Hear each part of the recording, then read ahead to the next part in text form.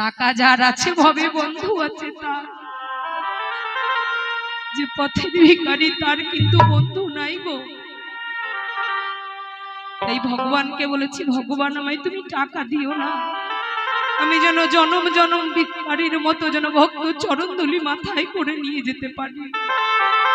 টাকা থাকলে অহংকার বাড়বে, গর্ব বাড়বে, হিংসা বাড়বে, সেই ধন আমার চাই না। তাই এই টাকাতেই বিবাদ ঘটে।